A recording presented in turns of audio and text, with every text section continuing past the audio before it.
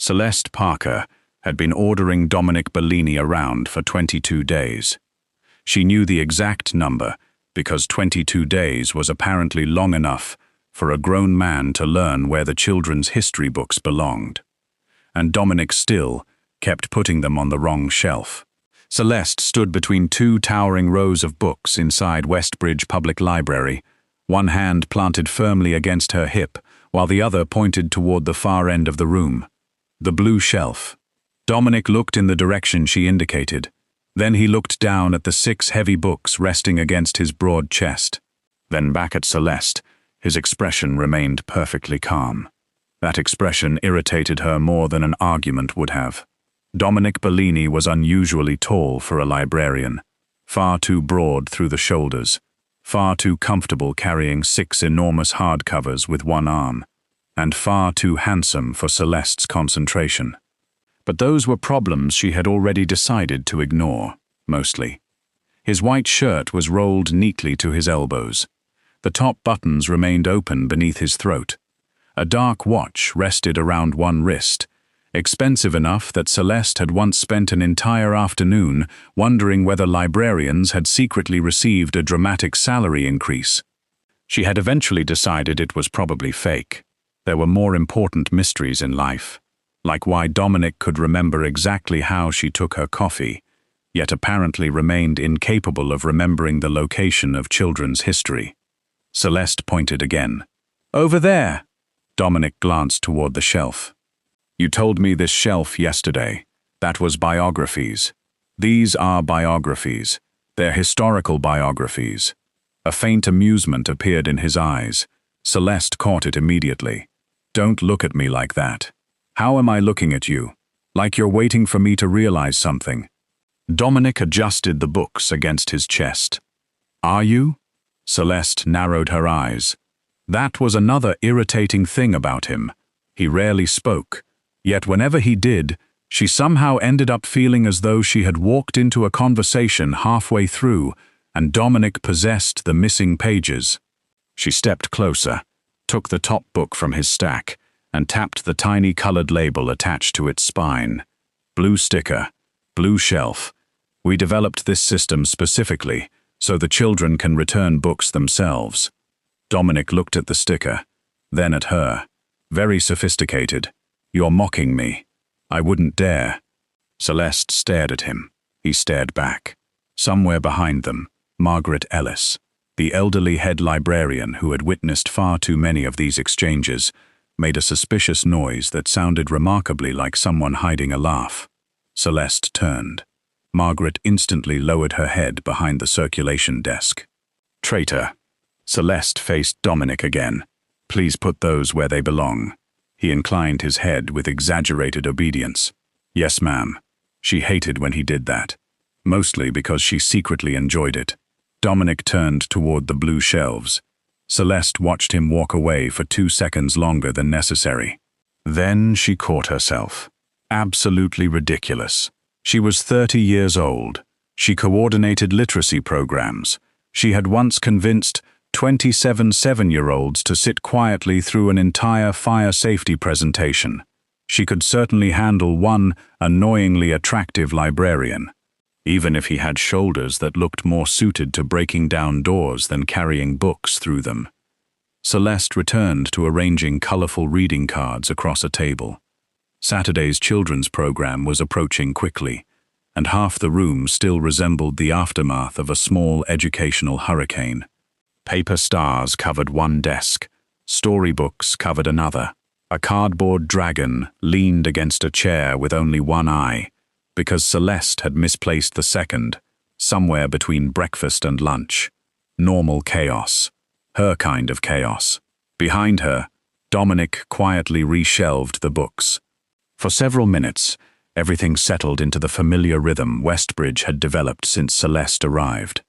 Pages turning, a printer humming, Margaret stamping return dates, Dominic moving around the library with the strange ease of a man who seemed to know every corner of the building. Then the front doors opened. Celeste barely looked up until the room changed. She felt it before she understood it. 3 men entered. Dark suits, straight backs, controlled expressions. They looked wildly out of place beside the children's display announcing, "Reading makes you roar." The first man was tall and dark-haired, with the unmistakable posture of somebody who checked every exit before choosing where to stand. The second wore sunglasses indoors. Celeste immediately distrusted him on principle. The third man's coat was buttoned, despite the warm afternoon. All three scanned the room. Then their attention settled on Dominic. Celeste glanced at him. He had stopped beside the blue shelf. The book in his hand remained halfway between his chest and the wooden rack. Something in his face had changed. His shoulders looked the same. His posture looked the same, yet the quiet librarian who had spent the morning being bullied by color-coded stickers seemed to disappear. Dominic placed the book onto the shelf. Slowly, the first suited man crossed the room. Celeste expected him to ask for directions, or perhaps a library card. He stopped directly in front of Dominic. His voice dropped. "Boss, we found the man who broke into the archive." Celeste's hand froze over a cardboard star.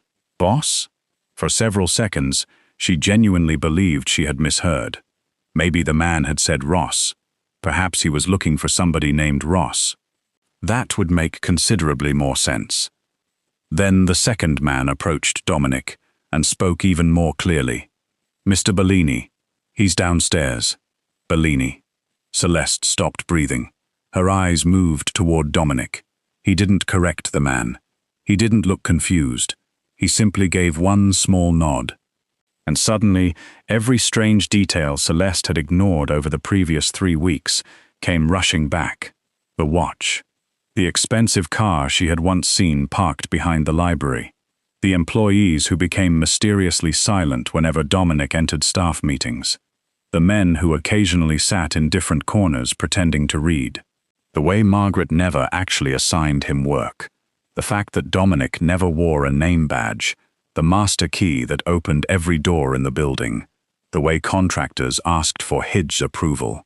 The way grown men sometimes appeared, whispered something into his ear, then disappeared again. Celeste had invented explanations for every single one.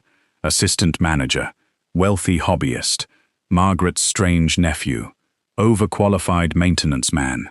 She had even briefly considered retired professional athlete.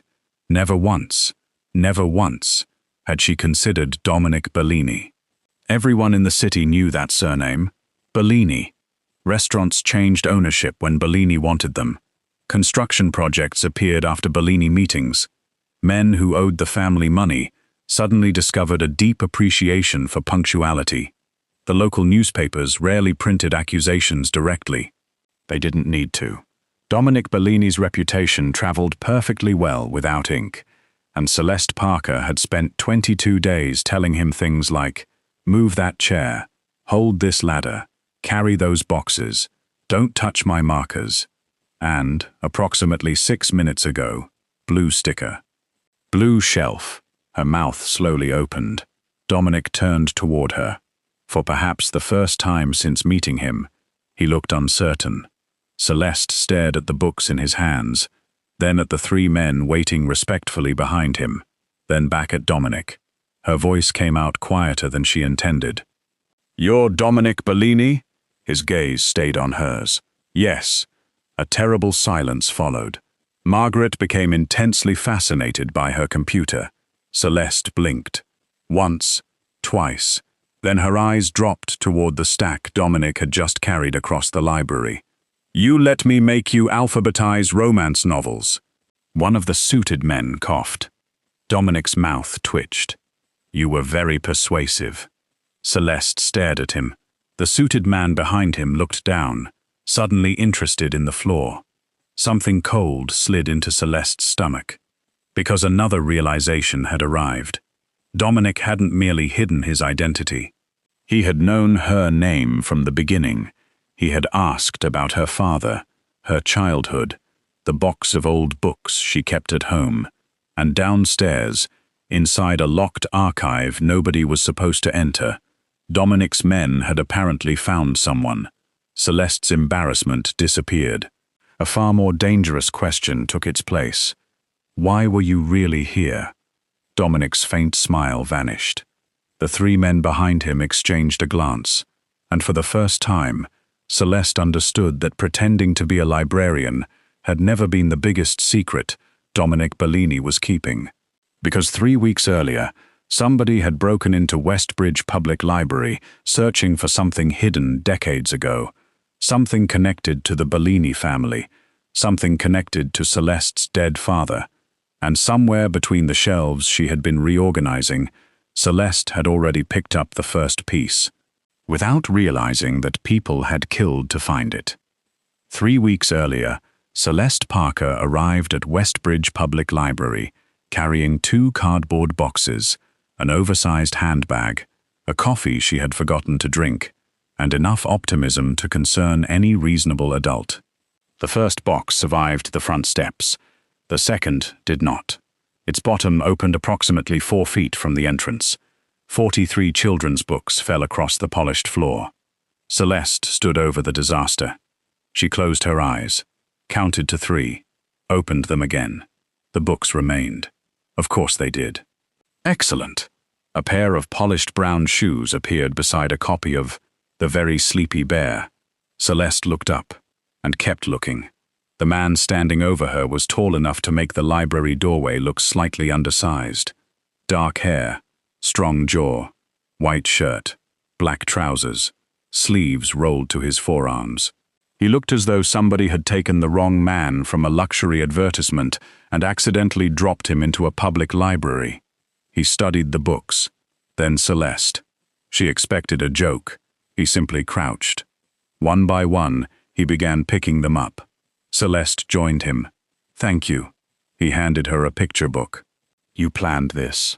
She looked at the scattered mess. Obviously, it's an advanced literacy exercise. The corner of his mouth moved. Barely. Celeste decided she liked that immediately. They collected the final books. The man lifted the damaged box. The bottom sagged again. Celeste pointed toward the circulation desk. Could you take those over there? He glanced at her finger, then toward the desk. A strange pause followed. Celeste wondered whether she had offended him. Maybe librarians disliked being told where to carry books. Then he lifted the entire box effortlessly. Of course, Celeste followed. That was how Dominic Bellini entered her life, carrying a broken box of children's books because Celeste Parker had pointed at him and assumed he worked there. Margaret Ellis hurried from behind the circulation desk. At 72, Margaret had spent more years inside Westbridge Library than many of its shelves. Silver hair, round glasses, an expression that suggested she knew every secret in the building and had classified most of them alphabetically. Her face brightened when she saw Celeste. Miss Parker, Celeste, please. Margaret embraced her warmly. We've been waiting for you. Celeste smiled, then noticed Margaret looking beyond her. At Dominic, the older woman's expression changed, only slightly. Good morning, Dominic. Margaret. Celeste glanced between them. First names. Familiar. Clearly he worked there. Mystery solved. Mostly. Margaret gestured toward the children's wing. I'll show you where we're putting the new literacy program. Celeste nodded, then turned toward Dominic. You can bring those. Margaret's lips parted. Dominic looked at Celeste, then at Margaret. For one glorious second, Margaret appeared to be fighting for her life against a laugh. Dominic simply picked up the box again. Apparently I can. Celeste missed the significance entirely. The children's wing occupied the eastern side of the old library. Westbridge had been built nearly 90 years earlier, when public buildings were apparently designed under the belief that ceilings should resemble cathedrals and windows should require their own construction permits.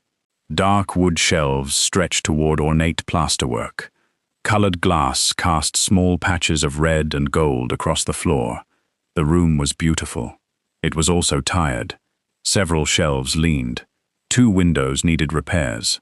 The carpet had survived enough children to qualify for military honors.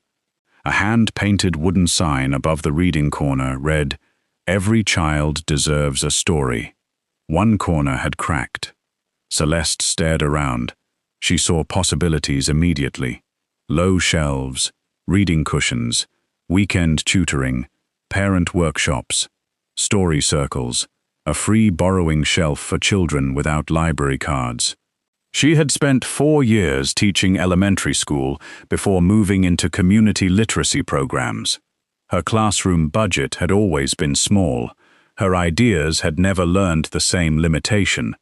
Margaret watched her face. "You're already rearranging everything in your head. Only everything I can see." Dominic placed the box on a table. Celeste looked at him. "And that table needs moving." Silence. Margaret turned away very quickly. Dominic followed Celeste's gaze. "To where?" She pointed beneath the windows. "There." He moved it. Celeste pointed toward a second one. "That one too." He moved that. She studied the result. "Actually, first one back." Dominic slowly looked at her. Celeste smiled apologetically. "Natural light." He moved it back. Margaret had stopped pretending. She was openly smiling now. Celeste caught her. "What?" "Nothing. It looks like something." Margaret adjusted her glasses. "I think Dominic is enjoying himself." Celeste glanced over. Dominic's face looked almost expressionless. He should tell his face.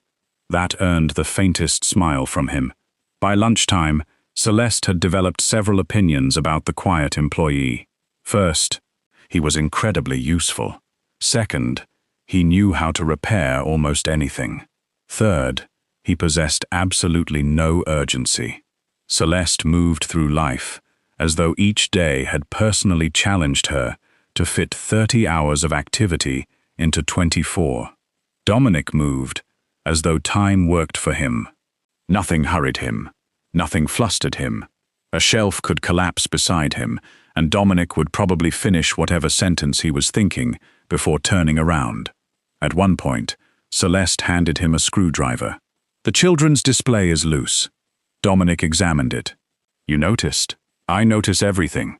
His eyebrows lifted. That look would become important later. At the time, Celeste simply found it annoying. "Are you the maintenance librarian?" "No." "Assistant librarian?" "No." "Archivist?" "No." She waited. Dominic gave her nothing else. Celeste sighed. "You're very committed to making conversations difficult. I've been told. By everyone?" "Mostly people who enjoy talking." She stared at him, then laughed. His eyes changed when she did. Softer, warmer, gone almost immediately. Celeste noticed anyway. By the end of her first day, they had repaired 1 shelf, moved 3 tables, discovered 17 missing puzzle pieces, and found a dried sandwich behind a radiator that Margaret estimated had survived at least 2 presidential administrations. Celeste stood beside the entrance gathering her things. Dominic was replacing books on a cart. "See you tomorrow?" He glanced up. "Probably." She frowned. "You don't know your schedule." "Something like that." Celeste shook her head. "Worst librarian I've ever met." Dominic watched her leave. The smile remained until the front doors closed. Then it disappeared. A man stepped from between the shelves behind him. Marco Vieri had served Dominic for nearly 10 years. He wore a dark suit and the patient expression of somebody who had spent a decade waiting for Dominic to finish conversations before delivering unpleasant news. He looked toward the entrance. "She has no idea." Dominic placed another book onto the cart. "Keep it that way." Marco hesitated. "You're sure she's Daniel Parker's daughter?" Dominic reached into his pocket. He unfolded a photocopied employment form. At the top, Celeste Marie Parker. Emergency contact blank. Father listed in old background records. Daniel Parker, deceased. Dominic had recognized the name the moment Margaret mentioned the new literacy coordinator. 12 years earlier, Daniel Parker had worked as an accountant for one of the Bellini family's legitimate construction companies. Then several $1 million vanished. Documents disappeared. Daniel was accused. Before Dominic's father could question him personally, Daniel died in a warehouse fire. The family considered the matter finished. Dominic never had. especially after money began disappearing again 6 months ago. Same pattern, different accounts, always touching charitable foundations before vanishing through shell companies. 2 nights earlier, somebody had entered Westbridge after midnight. Security footage showed a hooded figure forcing the archive door. The intruder remained inside for 11 minutes. Nothing obvious disappeared, which meant the intruder came looking for something specific. And then, 2 days later, Daniel Parker's daughter started working inside the same building. Coincidence existed. Dominic simply preferred evidence. Marco lowered his voice. "You think she knows what her father hid?" Dominic looked through the glass doors. Celeste had reached her car. She stopped, patted her pockets, looked inside her handbag, then suddenly turned around. Dominic sighed. Marco frowned. What? She forgot something. The front doors flew open 30 seconds later. Celeste hurried inside. "My coffee." Dominic looked toward the circulation desk. The untouched cup still sat exactly where she had abandoned it 5 hours earlier. He handed it to her. She stared at the cold coffee, then at him. "You could have reminded me. You said you notice everything." Celeste narrowed her eyes. Marco turned away before she saw him smile. Celeste took the cup. "I am beginning to dislike you. You'll recover." She walked out, muttering something about arrogant librarians. Marco waited until the door closed, then looked at Dominic. "You like her?" Dominic's gaze hardened. "I met her this morning." That wasn't a denial. Dominic folded the employment form. "Find out what Daniel Parker left behind." Marco's amusement disappeared. "And Celeste?" Dominic looked once more toward the doors. "Watch her." He paused. From a distance. Neither man knew that before the following week ended. Someone else would begin watching her too. Celeste transformed the children's wing faster than anybody expected. Within 10 days, tired shelves had become bright reading stations. Parents donated cushions. A local bakery sent snacks every Saturday. 3 retired teachers volunteered. Celeste persuaded a hardware store to donate paint by explaining the literacy program so enthusiastically that the manager eventually surrendered both paint and brushes simply to regain control of his afternoon. Dominic witnessed the entire operation. Celeste could charm donations from strangers. She could organize 12 volunteers while simultaneously answering a child's question about dinosaurs. Yet she remained utterly incapable of keeping track of her own belongings. On Monday, she lost her phone. Dominic found it inside a basket marked Animal Stories. Tuesday, her keys disappeared. They were in the refrigerator beside the children's juice boxes. Wednesday, she spent 14 minutes searching for the glasses resting on top of her head. Dominic told her nothing. He simply watched. When she finally discovered them, she caught him looking. "You knew." "I suspected." "For 14 minutes?" "I was curious how long it would take." Celeste stared at him. "You're a terrible person." "So you've mentioned." "I'm adding it to your performance review." "I look forward to it." She walked away, then turned. "You don't actually have performance reviews, do you?" Dominic picked up another book. Terrifying ones. That answer was closer to the truth than she knew. Their routine developed naturally. Celeste arrived around 8. Dominic was often already there. He helped Margaret unlock the older rooms. Sometimes he repaired something. Sometimes he shelved books. Sometimes he simply sat at a table reading financial reports, disguised beneath the cover of an old history book. Celeste never noticed. She assumed he had strange reading taste. Dominic learned small things about her.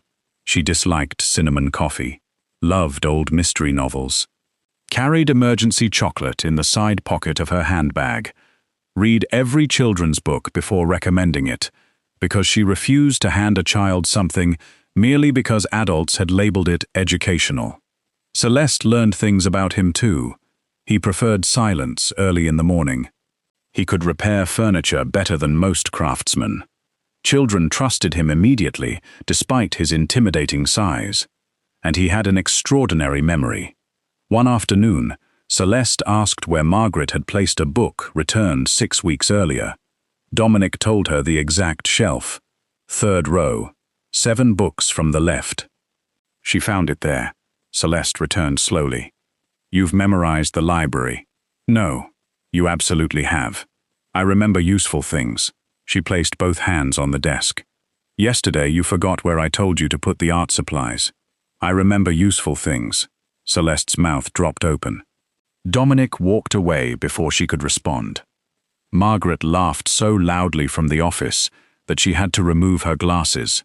Yet beneath the easy routine, something darker continued moving through Westbridge. Dominic noticed details Celeste missed. A side window unlocked after closing. Dust disturbed outside the archive. A strange car passing the building 3 evenings in a row. The same man visiting the history section without checking out a single book. Dominic's investigation tightened. Only 4 senior people knew the details of the missing Bellini money. Marco Vieri, Dominic's uncle Angelo, financial advisor Paul Renzi, and Dominic himself. Someone beneath them was clearly acting on instructions. The question was whose. Then the old book appeared. Celeste found it on a cart Wednesday afternoon. Dark green leather, faded gold lettering, no barcode, no modern library sticker. It looked much older than anything circulating through the children's wing. She lifted it. Dominic? He was across the room repairing a loose cabinet hinge. His head came up. Celeste held the book. Where does this belong? Dominic went still. He recognized it immediately. His mother had read that exact collection of stories to him when he was a boy. After her death, Dominic placed it inside a locked private archive with several Bellini family donations. It had no reason to be upstairs. He crossed the room. Where did you find that? Celeste noticed his tone. Different. Sharper. On the return cart. Who put it there? I have no idea. He reached for it. Celeste pulled it slightly back. His eyes met hers. She smiled. You're suddenly interested in books. Give it to me, Celeste. Something in his voice removed the humor. She handed it over. Dominic opened the cover. His mother's handwriting remained inside. To Dominic, every locked door has a story behind it. For a moment, the library disappeared around him. He could see her hands, hear her voice, smell the lavender perfume she always wore. Then something slid between the pages. A tiny brass key struck the floor. Celeste bent first. She picked it up. A small metal tag hung from the ring, stamped into it. P17. Dominic's pulse changed. Celeste turned the key between her fingers. Storage cabinet? Dominic held out his hand. Probably. She looked at him. That was suspiciously fast. What was? The answer. Dominic waited. Celeste studied the engraving. P17. Maybe basement storage? I'll take care of it. She handed him the key slowly. You become very bossy around old books. That almost made him laugh. Almost. What? Nothing. There it is again.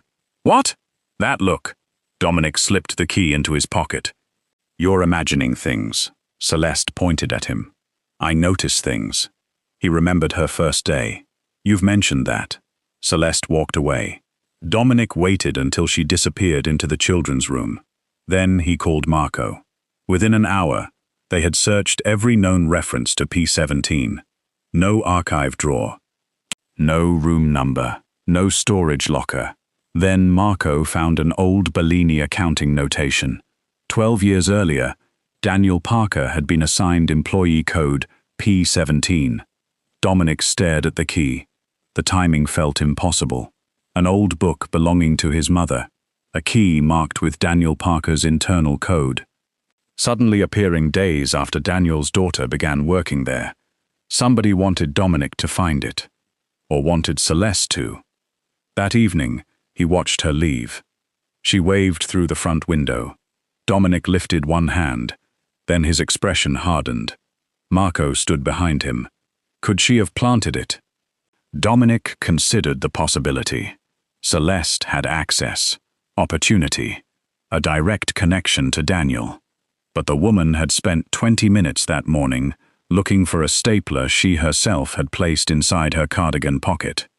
Sophisticated deception seemed increasingly difficult to imagine. Still, people had fooled Dominic before. One person in particular had taught him never to confuse warmth with innocence. His uncle, Angelo. Angelo had helped raise him after his mother's death. He had taught Dominic negotiation, strategy, patience, and one rule above every other: trust should be earned slowly. Dominic had lived by that rule for 20 years. Celeste Parker was making it inconvenient. 2 days later, the first real warning came. She stayed late, preparing decorations for Saturday. By 9, Margaret had gone home. Dominic was downstairs meeting Marco in the locked office beneath the archive. Celeste believed he had left. She packed her supplies, reached for her handbag, stopped. No purse. She looked under the table. Nothing. Checked behind the chair. Nothing. Then remembered placing it upstairs beside the copier. She sighed. Naturally. The library was almost completely dark. Only emergency lamps illuminated the hallways. Celeste walked upstairs, collected her purse, and started back. Then she heard something. A dull metallic scrape. Below her, near the archive staircase. She stopped. Silence returned. "Dominic?" No answer. Celeste descended 3 steps. Another sound. This time unmistakable. A door closing. She hurried down. At the bottom, the archive door stood slightly open. The old lock had fresh scratches around it. Celeste's instincts screamed. She stepped backward. A shadow moved beyond the frosted glass of the rear exit. Someone ran. Celeste reached for her phone. A hand suddenly touched her shoulder. She spun so fast, her handbag struck Dominic directly across the chest. He caught it. Celeste gasped. "You?" Dominic barely moved. "What happened? You nearly killed me." He looked toward the damaged door. "What did you see?" The humor disappeared from her face. Someone was down here. Dominic handed back her bag. "Go upstairs." "Why?" "Celeste." She crossed her arms. "This is my workplace too." His eyes sharpened. "Upstairs." She stared at him. For the first time, his quiet authority irritated her differently. It felt practiced, heavy, like a command rarely ignored. Celeste took 1 step toward him. "You don't get to order me around." For 1 brief second, Dominic looked genuinely entertained by the irony. Then Marco emerged from the hallway behind him. Celeste jumped. Another man in a suit. Of course. She looked between them. "Who is that?" Marco answered smoothly. "Security." Celeste looked at his suit, then his polished shoes, then the shape of something beneath his jacket. Her eyebrows rose. "Very formal security." Dominic stepped between them before she studied too closely. "Go home." Celeste's expression hardened. She disliked secrets. Even more than that, she disliked being dismissed. But something about the damaged archive door convinced her to save the argument. She left. Dominic waited until the front doors closed. Then his entire demeanor changed. Marco handed him a tablet. "Rear camera went dead at 8:43. For how long?" 11 minutes. Same duration as the first break-in. Marco opened another image. The camera had captured the intruder for less than a second. Face hidden. Dark jacket. Gloved hands. Dominic zoomed in. A silver ring showed beneath the glove. Heavy, square, engraved with a small crest. Dominic knew that design. Bellini captains received one after 10 years of service. Only a handful existed. Someone inside his organization was searching the library. Dominic looked toward the staircase Celeste had just climbed. The situation had changed. Celeste Parker was no longer merely part of his investigation. She had become vulnerable to it. Celeste returned the next morning, determined to ask Dominic 3 questions. She managed none of them. The children's reading program had attracted twice the expected number of families. 38 children filled the room. 4 parents needed registration forms. A volunteer had forgotten the juice. The cardboard dragon lost its remaining eye, and one 5-year-old had become emotionally attached to a beanbag chair and refused all negotiations regarding its temporary relocation. By 10, Celeste had forgotten mysterious archive doors entirely. Dominic watched her manage the chaos. She moved between children with astonishing patience, bent to listen when they spoke, remembered names after hearing them once, celebrated tiny victories like national achievements. When a boy named Ethan struggled through an entire paragraph, Celeste didn't correct every mistake. She waited, let him finish, then smiled, as though he had delivered a speech before Congress. Dominic understood why Margaret had fought so hard to hire her. The library felt different with Celeste inside it. Alive. Messy. Louder than Dominic naturally preferred. But alive. Around noon, Celeste spotted one of Dominic's guards sitting near the windows.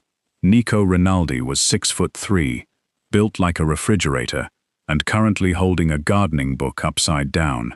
Dominic realized the problem exactly 3 seconds before Celeste did. She crossed the room. Nico watched her approach with the expression of a man who would rather face an armed rival. Celeste pointed toward the book. "You know that's upside down?" Nico looked at it, then at her, slowly turned it around. "Thank you. You've been on that page for 40 minutes. Across the room, Dominic lowered his face toward the shelf. Nico's ears turned red. Celeste leaned closer. "If you're waiting for somebody, you can just say that." Nico glanced toward Dominic. Fatal mistake. Celeste followed his gaze. She frowned. "Are you friends with Dominic?" Nico hesitated. Dominic gave him a look. "Yes." Celeste smiled. "That explains it." Nico looked confused. "What? You both have the social skills of locked filing cabinets." Dominic walked away before his amusement became visible. Later, Celeste cornered him. "Your friend is strange. So are yours. My friends know how to hold books. High standard," she pointed toward him. "And you keep appearing every time I go near the archive." Dominic's expression barely changed. "Do I?" "Yes. Maybe you spend too much time near the archive." Celeste narrowed her eyes. "Maybe you're hiding something." Dominic met her gaze. He was. Several things. The problem was how easily Celeste made him want to tell her. That afternoon, Marco returned with more information. Someone had entered Celeste's apartment building the previous night. No forced entry into her unit. Yet a man matching the library intruder had been captured by a street camera less than half a block away. Dominic doubled surveillance. He told himself it was practical. Celeste remained connected to Daniel Parker. Protecting her protected the investigation. Marco accepted that explanation with the exact expression of a man who believed none of it. Then Celeste's apartment was searched. She discovered it after work. Nothing looked dramatically destroyed. The television remained. Laptop untouched. Jewelry still inside the bedroom drawer. Yet the closet floor was covered with papers. One cardboard box had been opened. The box containing her father's belongings. Old tax forms. Photographs. A broken watch. 3 books. Letters Celeste had never managed to throw away. Somebody had gone through every item. Fear arrived slowly. Then, all at once, Celeste backed into the hallway and called the police. Her second call surprised even her. Dominic answered immediately. "Celeste!" She hadn't realized how rarely he said her name with urgency. "Someone was in my apartment." Silence. Then his voice became very calm. "Where are you?" "Hallway. Stay there." The call ended. Celeste stared at her phone. 13 minutes later, Dominic arrived. 13. She lived nearly 25 minutes from the library. He entered the hallway with Marco and 2 other men. Celeste barely had time to process that before Dominic reached her. His eyes moved over her face, shoulders, hands, checking for injury. "Are you hurt?" "No."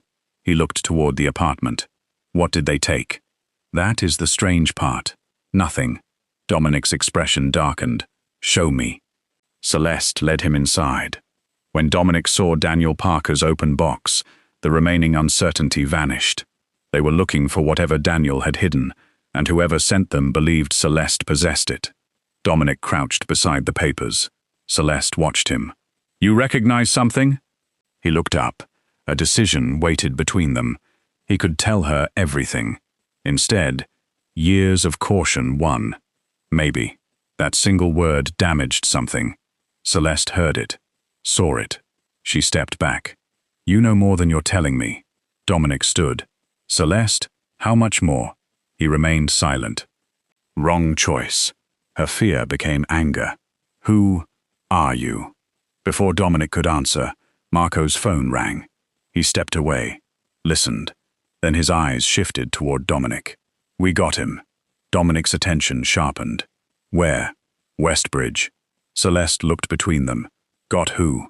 Marco ignored the question. He went through the rear archive entrance again.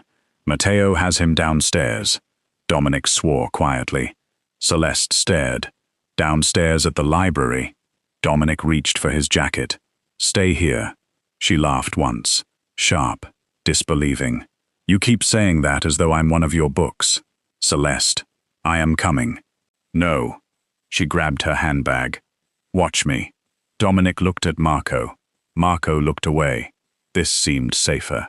15 minutes later, Celeste marched into Westbridge ahead of Dominic. She was angry, confused, embarrassed by her own fear. And the moment she entered the children's wing, she saw another irritation. 3 boxes had been moved from beside her desk. She turned. Dominic had picked up a stack of books from a cart. Where are my supplies? Storage room. I needed those here. They were blocking the exit. They were there for 20 minutes. Dominic started toward the shelves. Celeste followed. Her emotions had reached the point where complaining about books felt considerably easier than confronting apartment break-ins. And you put these in the wrong section again. Dominic stopped. Celeste pointed. The blue shelf. Then the front doors opened. 3 suited men entered. Marco first. 2 others behind him. The entire library seemed to tighten. Marco walked directly toward Dominic. Boss, we found the man who broke into the archive. Celeste's pointing hand remained frozen. Dominic turned. Where? Basement office. Marco lowered his voice. He had another Bellini key. Celeste heard every word. Then another man approached. Mr. Bellini, we should handle this downstairs. Mr. Bellini. Celeste looked at Dominic. The name connected. Her stomach dropped. Dominic Bellini. The Dominic Bellini. She knew the surname. Everybody did. She simply had never known his face. Dominic avoided interviews. Recent photographs were scarce. The few images Celeste might have seen over the years showed him in dark suits beside politicians, businessmen, charity boards. Nothing resembling the man who spent 3 weeks rolling up his sleeves and fixing children's shelves. She stared at him. You're Dominic Bellini? Yes. Her eyes moved toward Marco. Then the others. Boss? Nobody answered. Nobody needed to. Celeste slowly looked back at Dominic. You let me make you alphabetize romance novels. Marco's mouth tightened. Dominic remained calm. You were persuasive. You moved 12 boxes for me. You had 13. I refused 1. Because it contained glitter. I have limits. Under any other circumstances, Celeste might have laughed. Instead, a worse thought arrived. My father. Dominic's expression changed. Celeste saw confirmation before he spoke. You knew who I was. Yes. How long? Before you started here. The embarrassment vanished. What did you want from me? Dominic glanced toward the families still using the distant reading room. This conversation needs privacy. No. This conversation needed honesty 3 weeks ago. Several heads turned. Dominic lowered his voice. Your father worked for my family. I know that. He was accused of stealing from us. Her jaw tightened. He died before he could defend himself. I know that too. Dominic continued carefully. Someone has been searching this building for something connected to him. Celeste's face slowly changed. The key. Dominic said nothing. P17. Silence confirmed it. Celeste stepped back. You thought I knew. At first. So all those questions about my father, my childhood, the things he left me. Dominic didn't insult her with another lie. At first, yes. Celeste looked away. That hurt more than she expected. Because somewhere during 3 weeks of arguing over shelves and misplaced coffee, Dominic had stopped feeling like a stranger. Apparently, she had never stopped being part of his investigation. She picked up her handbag. Dominic moved toward her. Celeste. She raised one hand. For once, she had no joke. No. She walked out. Dominic stood motionless. Marco waited several seconds, then said quietly, "The man downstairs is ready to talk." Dominic's expression became cold. They descended into the basement. The captured intruder sat inside the old office. His name was Victor Hale, a low-level Bellini associate. Blood darkened one corner of his lip from the struggle during capture. Dominic took the chair opposite him. No shouting, no threats. Dominic rarely needed either. He placed the brass P17 key on the table.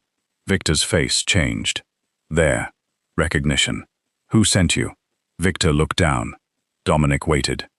Silence did what violence often failed to do. Victor eventually swallowed. I was looking for the Parker records. Why? Victor's eyes lifted. Because Daniel Parker never stole your money. Dominic's face remained still. Marco's did not. Victor continued. He found who was stealing it. A cold weight settled in the room. Who? Victor gave a frightened laugh. You really don't know. Dominic leaned back. Victor looked toward the ceiling, as though the library itself might be listening. Parker was collecting proof. He hid it before the warehouse fire. Dominic's voice lowered. Who started the fire? Victor hesitated, then said something far worse. Ask your family. Dominic's eyes hardened. Victor glanced toward the brass key. That girl. Parker's daughter. Dominic leaned forward. What about her? Victor swallowed. She already has what everybody is looking for. Celeste avoided Westbridge for 3 days. Technically, she worked from home. Emotionally, she was hiding from a Mafia boss she had accidentally treated like unpaid library staff. She refused to think about that part. Much. Unfortunately, Dominic's men made avoiding Dominic difficult. A black sedan appeared across from her apartment Tuesday morning. Celeste noticed it immediately. The same vehicle remained Wednesday. Thursday morning, she walked directly across the street. The driver lowered his window. Nico, the upside-down gardening book man. Celeste folded her arms. Are you following me? No. She looked at the car, then at him. You have been parked outside my building for 3 mornings. Coincidence.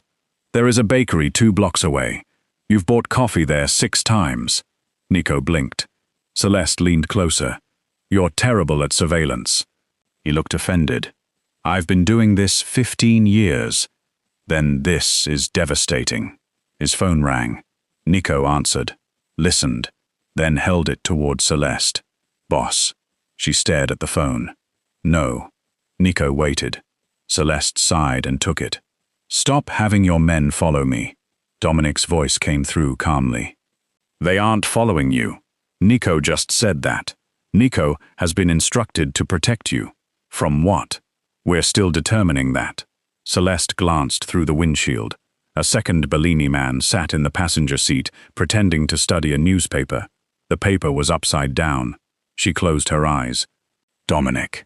Yes? Hire better actors. The line became quiet. She could practically hear his amusement. Celeste hated that she missed it. That afternoon, she returned to Westbridge.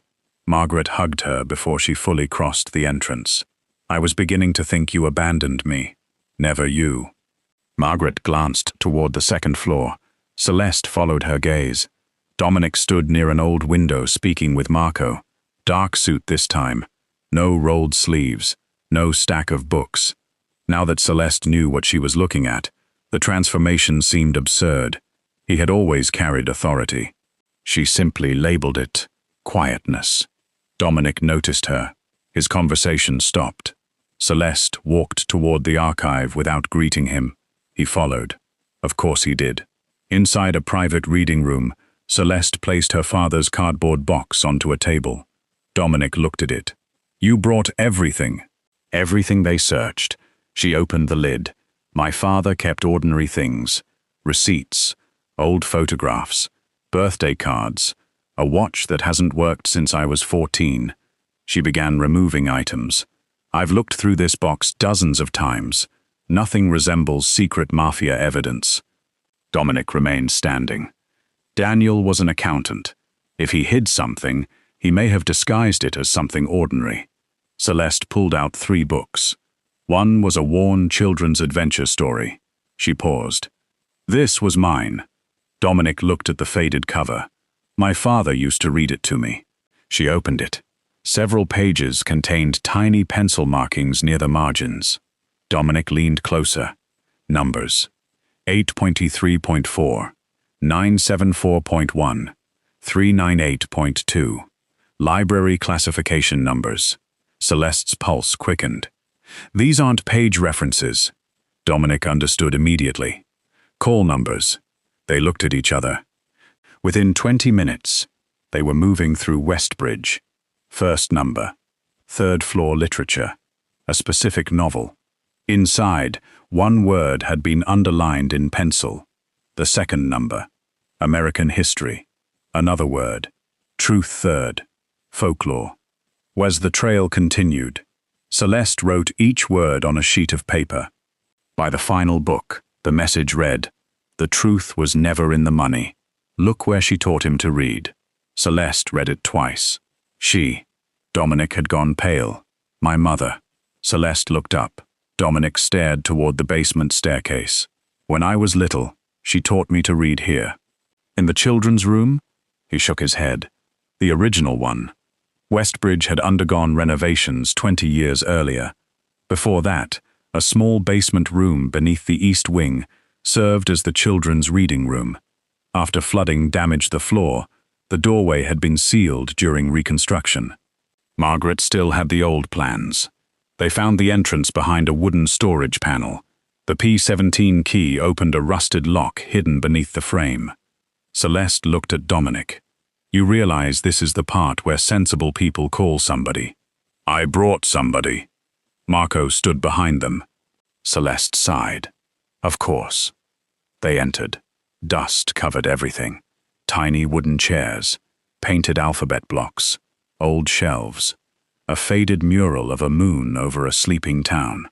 Dominic stopped inside the doorway. Memory struck hard.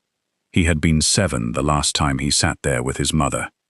Elena Bellini had been unlike anyone else in Dominic's family. She loved libraries, quiet gardens, children's charities. She hated the reputation surrounding the Bellini name, and spent years directing family money toward places where that name never appeared. She had brought Dominic to Westbridge every Saturday. Here, nobody bowed. Nobody called his father Don Bellini. Nobody whispered when security entered. Inside this room, Dominic had simply been a boy, learning to read. Celeste watched his face. The ruthless man everyone feared vanished for a moment. She saw the child underneath. Dominic crossed toward an old bench. His fingers brushed the wood. "My mother sat here." Celeste said nothing. He needed silence. After several minutes, Marco discovered a loose panel beneath a shelf. Behind it rested a metal case. Inside were documents wrapped in oilcloth, bank transfers, corporate records, photocopies of signatures, and an old microcassette recorder. Marco found batteries from the archive storage. The machine crackled. Then a woman's voice filled the room. Dominic stopped moving. His mother's voice, older than he remembered, soft, controlled. She explained that Daniel Parker had approached her after finding unexplained transfers through Bellini charitable accounts. He believed somebody close to Dominic's father had been stealing for years. Daniel feared going directly to the family. Elena agreed to help preserve copies. Then the recording reached the name, Angelo Bellini, Dominic's uncle. Celeste looked at him.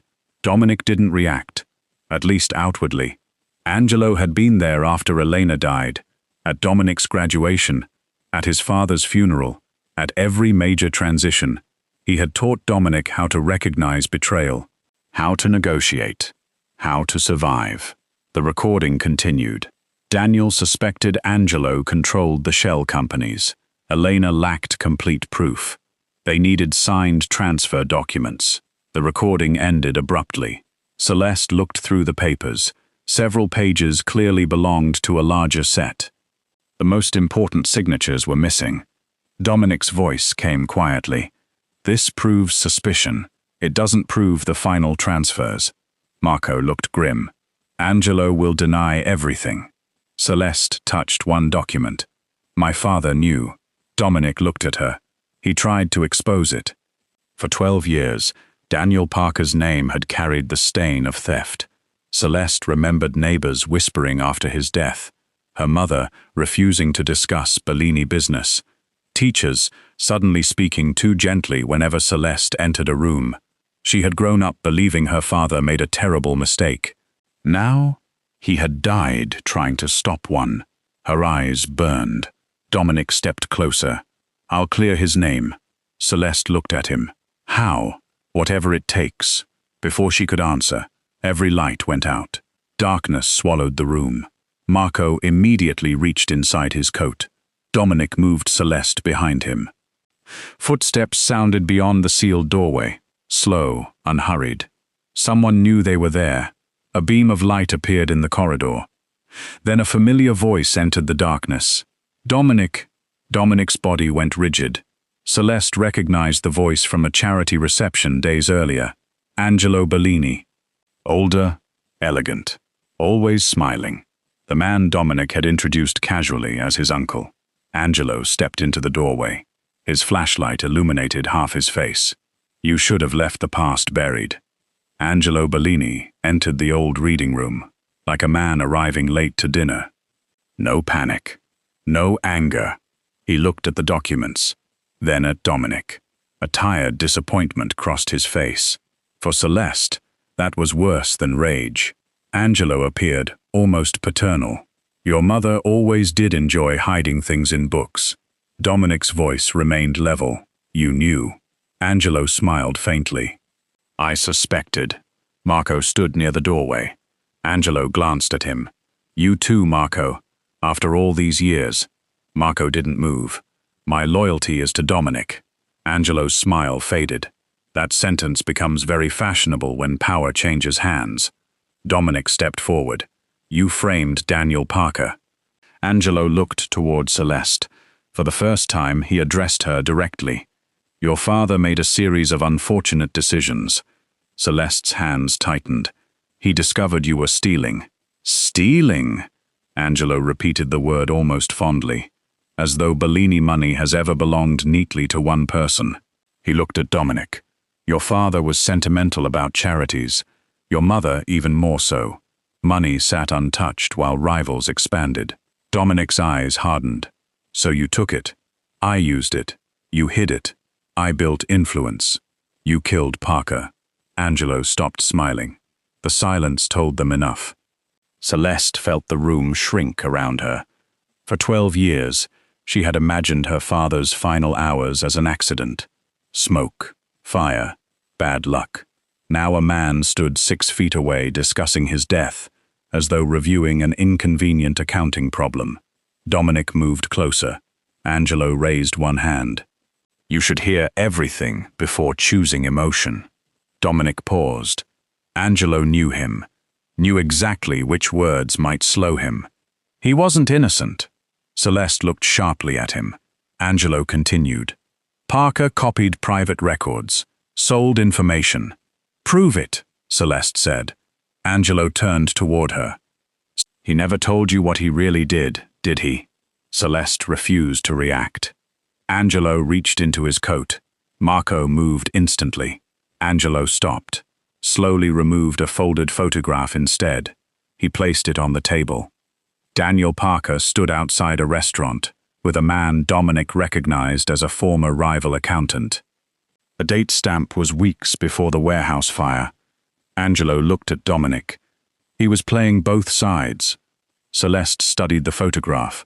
Something felt wrong. Then she noticed the restaurant sign reflected in the window. The restaurant had opened 2 years after her father's death. Celeste stared at Angelo. He had made one mistake, a tiny one, exactly the kind people overlooked when frightened. Celeste wasn't frightened anymore. She was furious. She slid the photograph across the table toward Dominic. The restaurant.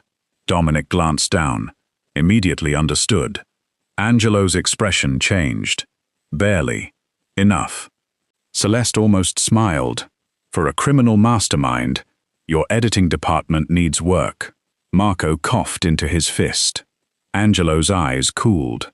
Dominic looked at his uncle. You fabricated it. Angelo sighed. Daniel Parker's daughter has her father's irritating attention to detail.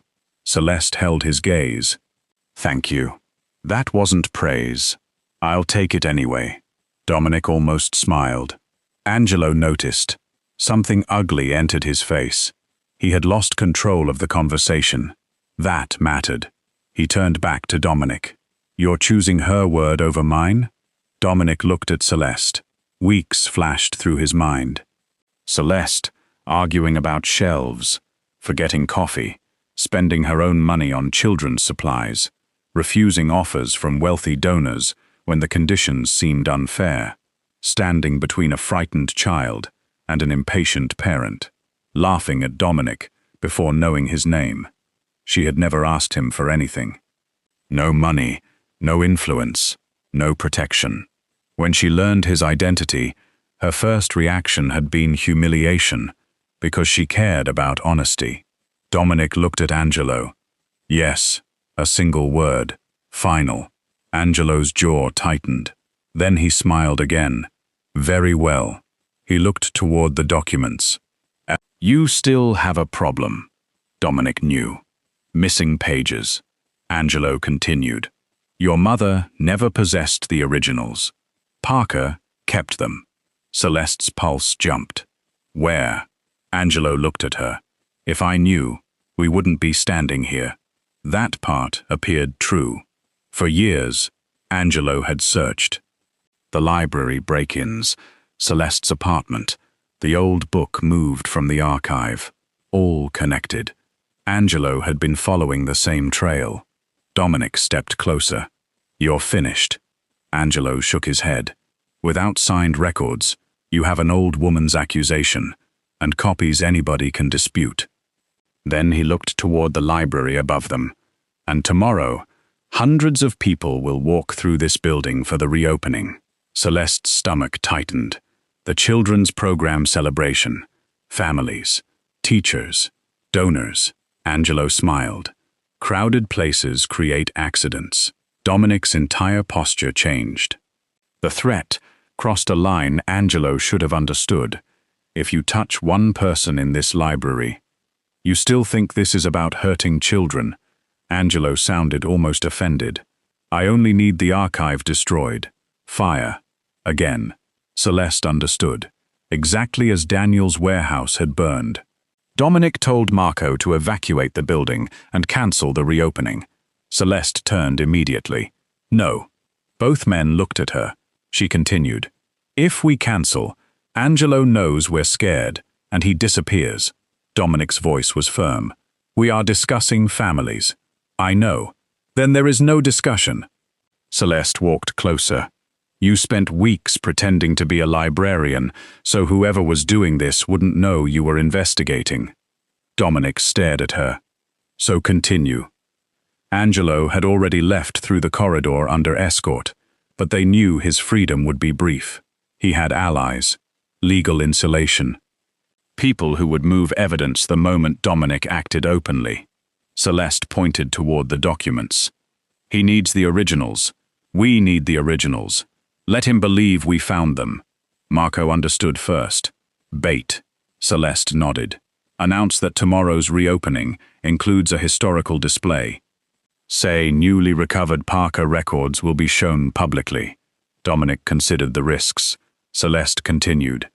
Angelo either runs or comes for them. He could send somebody. Then we follow them.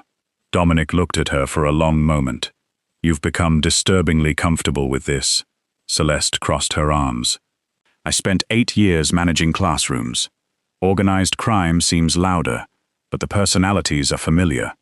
Marco laughed before he could stop himself. Dominic looked at him. Marco straightened. Apologies, boss. Celeste pointed toward Marco. See? He gets it. Despite everything. Dominic smiled. The plan moved quickly. A notice appeared on the library's social page. Historic Parker Bellini documents recovered during restoration. Special display tomorrow. Within 40 minutes, one Bellini accountant attempted to access a restricted server. Dominic's men traced his call. He contacted Angelo. There. The remaining leak. Yet another problem emerged. The signed originals remained missing. Celeste returned to her father's box. She studied everything again. Daniel's broken watch, photographs, library card, children's book, a small wooden ruler. Then she looked toward the old sign above the children's reading corner. Every child deserves a story. Her father built that sign. Celeste remembered helping him paint the letters. She had been 9. He let her paint the word child because she complained his handwriting looked boring. Celeste climbed onto a chair. Dominic immediately appeared. Get down. She looked at him. You've watched me climb ladders for 3 weeks. I disliked it then too. Hold the chair. Celeste. Quiet librarian. Dominic's face changed. She hadn't called him that since learning the truth. Something warm moved between them. Then Celeste pointed downward. Hold the chair. The Mafia boss obeyed. Naturally, she removed the sign. The back felt thicker than she remembered. Dominic took it. A narrow wooden panel had been glued across the rear. Marco brought tools. They carefully opened it. Inside, nothing. Only a handwritten line. Daniel's handwriting. The safest secret is the one everyone checks out. Celeste stared. Dominic repeated the phrase quietly. Checks out. Library. Borrowing. Cards. Records. Celeste looked toward the old wooden card catalogue, preserved near the historic reading room. Before computers, every borrowed book had been tracked through cards. Thousands of drawers. Thousands of names. Daniel had hidden the answer somewhere people touched every day. They reached the card catalogue. One drawer was missing. Celeste's stomach dropped. Fresh sawdust covered the floor. Someone had reached it first. Dominic turned toward Marco. Find Angelo. Marco checked his phone. His expression darkened. We lost his vehicle 15 minutes ago. Celeste looked toward the empty slot in the catalogue. Angelo had the drawer, or believed he did. Then Dominic's phone rang. He listened. His face became unreadable. Celeste stepped closer. What happened? Dominic ended the call. One of Angelo's men is moving south. With the drawer? Maybe. I'll come. No. Celeste opened her mouth. Dominic stepped closer. This time, listen to me. Something in his eyes stopped her. Stay here. Marco stays with you. Then he left. Celeste watched him disappear through the entrance. 20 minutes later, the library doors opened for the reopening celebration. Families began arriving. Children rushed toward the colorful reading room. Volunteers carried trays of food. Margaret welcomed guests. Everything looked joyful. Normal. Celeste stood beneath the missing wooden sign. She checked her phone. No message from Dominic. Across the room, Angelo Bellini walked through the front doors, alone, calm, smiling. And Celeste suddenly understood something. If Angelo was here, whoever Dominic had followed was a distraction. Angelo saw Celeste. She saw him. Neither reacted. Around them, Westbridge filled with laughter. Children gathered beneath paper stars. Parents toured renovated rooms. A local reporter photographed the restored stained glass windows. Margaret announced that story hour would begin in 20 minutes. Angelo crossed toward Celeste, holding a glass of sparkling water. "You've done beautiful work." Celeste smiled. "Thank you. You seem calmer than yesterday." "I slept." "Remarkable." "Chamomile." His eyes studied her. Celeste studied him back. The trick, she realized, was remembering that dangerous men still had ordinary weaknesses. Pride, impatience, the need to feel smarter than everyone around them. Angelo believed Celeste was merely Daniel Parker's daughter, a teacher, a literacy coordinator, a woman who had accidentally stumbled into old family business. Good. Let him. She glanced toward the card catalog. The missing drawer remained obvious. Angelo followed her eyes. There. Too quick. He knew. Celeste's mind raced. If Angelo had already taken the drawer, why return? Because he hadn't found the documents. The drawer was another clue. He needed Celeste to solve it. She smiled. "Would you excuse me?" Angelo stepped aside. "Of course." Celeste walked toward the children's wing. Marco appeared near her shoulder. She kept smiling. He took the drawer. Marco barely moved his lips. "We believe so. He didn't find anything." "How do you know?" "He's watching me." Marco glanced toward Angelo. "He's been doing that since he entered." "No. He's watching where I look." Marco understood. Celeste continued walking. "Dominic?" Following Angelo's decoy. "Call him." "We have." No answer. Celeste's stomach tightened. She refused to imagine possibilities. She focused on the clue. The safest secret is the one everyone checks out. Maybe card catalog meant more than a drawer. Modern checkout records, old borrowing cards. Every book once contained a paper sleeve inside the back cover. Celeste stopped. Her father's children's book, the same one containing the numbered trail. She had left it inside Margaret's office. Celeste hurried there. Opened the book. Inside the rear cover sat an ancient checkout pocket. She pulled the card. Names, dates, dozens of borrowers. One line had been written in Daniel's handwriting. Parker, Celeste, 0614. Her childhood library card number appeared beside it. Celeste stared. She remembered. Her first library card. Margaret had preserved old membership records in the historical cabinet upstairs. Celeste ran. Marco followed. Angelo noticed, and followed them. Upstairs, Celeste reached the locked historical room. Margaret had given her the key days earlier. She opened the cabinets. Rows of old library cards. Thousands. Alphabetical. Parker. She found the drawer. Celeste Parker. Age 8. A faded photograph. Childhood address. Card number. And taped behind it, a tiny envelope. Her hands shook. Inside were 3 folded sheets. Original transfer authorizations. Angelo Bellini's signature. Dates. Amounts. Shell companies. Everything. Daniel Parker had hidden the proof behind his daughter's childhood library card. A place nobody would think to search, unless they knew the clue. Marco exhaled. "We have him." A voice came from the doorway. "Give me those." "Angelo." He stood alone. His expression had finally lost its pleasant mask. Marco moved in front of Celeste. Angelo smiled. "You really believe Dominic left only one man with her?" Marco's phone buzzed. He glanced at the screen. Bad move. Angelo lunged. The struggle happened fast. Marco crashed against the cabinet. Celeste backed away with the documents. Angelo wasn't young, but desperation made him quick. He grabbed Celeste's wrist. She drove her heel down onto his shoe. Hard. Angelo hissed. Celeste twisted away. "You're heavier than you look." Celeste stared at him. "That sentence has ended badly for better men." She shoved the cabinet drawer between them. Angelo stumbled. Marco recovered.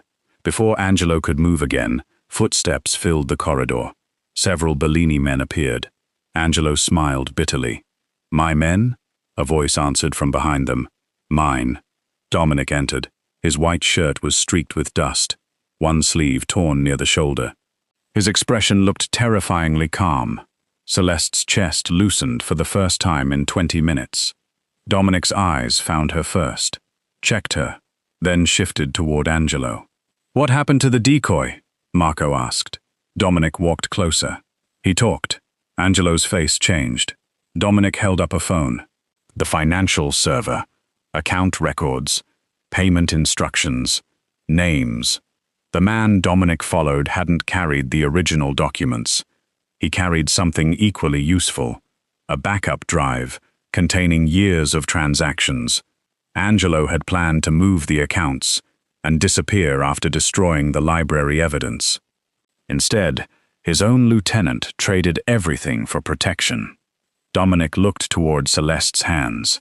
"You found the originals." She nodded. "Behind my first library card." Something moved across Dominic's face. Daniel Parker had trusted the one thing Angelo never understood. A library remembers people. Angelo looked around. His men had nowhere to go, no escape. For years he had survived by understanding fear, yet fear failed him here. A dead accountant, a woman who refused to stop asking questions, an old librarian who preserved records, a child-sized room sealed behind a wall, tiny pieces, ordinary pieces. Together, they destroyed him. Dominic stepped toward his uncle. "You taught me loyalty." Angelo gave a hollow smile. "And apparently you learned sentiment instead." Dominic looked toward Celeste. Children's laughter drifted faintly from downstairs. Then he looked back at Angelo. "No." His voice became quiet. "I learned the difference." Angelo was escorted away through the rear entrance, far from the families downstairs. No dramatic disturbance, no panic. The reopening continued. That mattered to Celeste. The children never knew how close their celebration came to becoming something else. By late afternoon, Westbridge settled. The reporters left. Families went home. Volunteers stacked chairs. Margaret sat behind the circulation desk with her shoes slightly off because she claimed 72-year-old feet had earned constitutional rights. Celeste returned to the children's room. The old wooden sign waited on a table. Dominic stood beneath the shelves, reshelving books. She stopped. For several seconds, she simply watched. White shirt, rolled sleeves again, books in his hands. Exactly where this ridiculous story had begun. Dominic noticed her. "What?" Celeste walked closer. "You have people for that. So, I've been told. You own the building. Technically, a Bellini trust owns it." She smiled. "Still correcting me. Occupational hazard." She looked at the shelves. One book sat in the wrong section. Celeste pointed. "That's history." Dominic glanced at it, then at her. "Here we go. Blue shelf.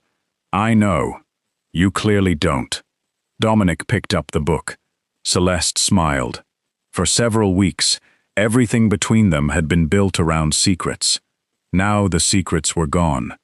Daniel Parker's name would be cleared publicly.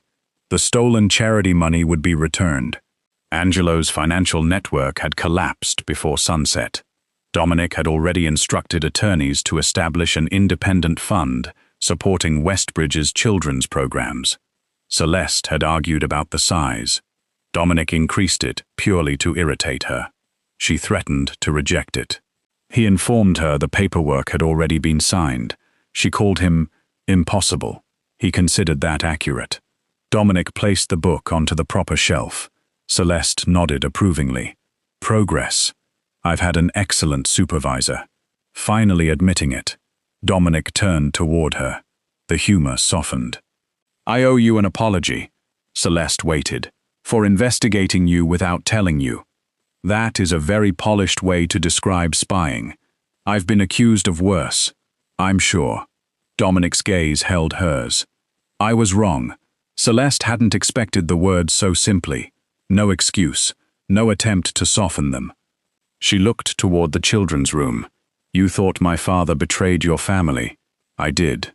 And now, your father protected mine." Celeste's throat tightened. Dominic continued. "He deserved better from us. He deserved to come home." Dominic had no answer for that. Neither did she. Some losses couldn't be repaired by money, influence, or justice. 12 years late. Celeste understood that. Dominic did too.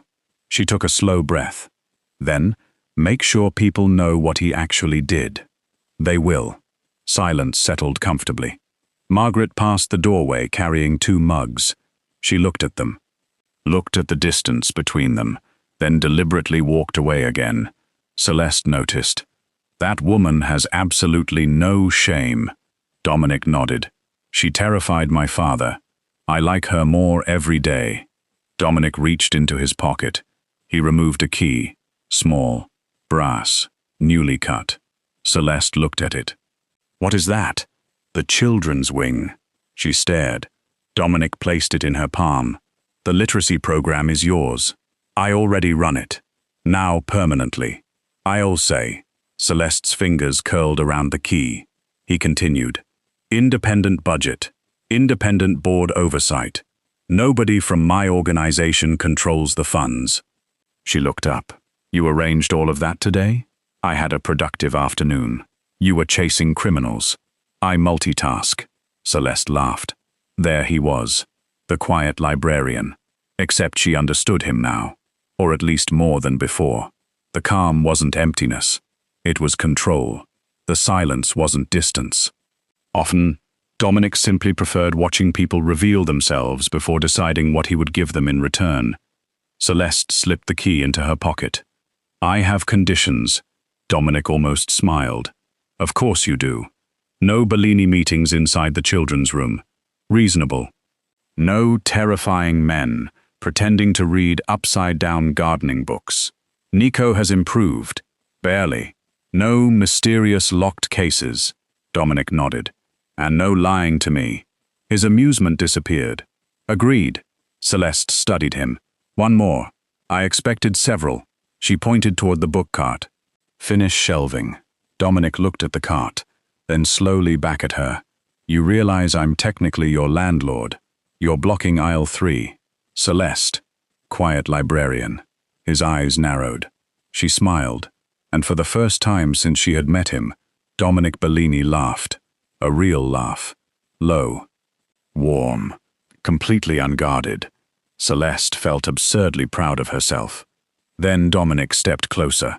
The humor remained in his eyes, but something else appeared beneath it.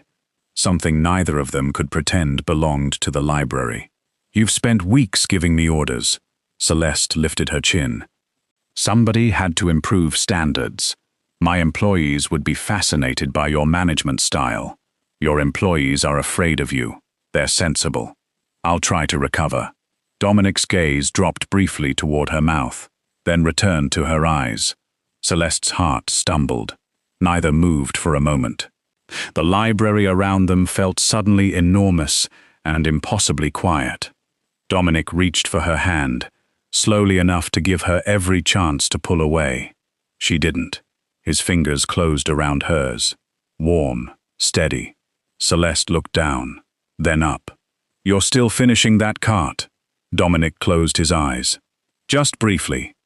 I knew there would be a price. Blue shelf first. Footsteps sounded at the doorway. Marco appeared. He saw their joined hands. Stopped. Considered retreating. Too late. Boss, the cars are ready. Celeste looked toward the unfinished cart, then at Dominic. Dominic saw the expression forming. No. She smiled sweetly. 5 minutes. Marco looked between them. Celeste pointed toward the history section. He hasn't finished. Marco's face remained impressively neutral. Dominic stared at his lieutenant. Say nothing. I wouldn't dream of it, boss. Marco disappeared. Celeste laughed. Dominic picked up another stack. The most feared man in the city returned to shelving children's books, and Celeste Parker, who now knew exactly who he was, pointed toward the blue shelf anyway, because Dominic Bellini might command men who lowered their voices when they entered a room. He might own businesses across the city. He might carry a surname capable of ending arguments before they began, but inside Westbridge Public Library, Celeste had already discovered the one truth nobody in the Bellini organization would ever dare tell him. The quiet librarian still needed supervision, and Dominic, to his own considerable surprise, liked it that way. If Celeste and Dominic's story kept you watching until the very end, show some love by hitting that like button and subscribing for more unforgettable Mafia romance stories filled with danger, suspense, unexpected humor, and powerful love. Also, drop your country or city below. I'd love to see where everyone is watching from.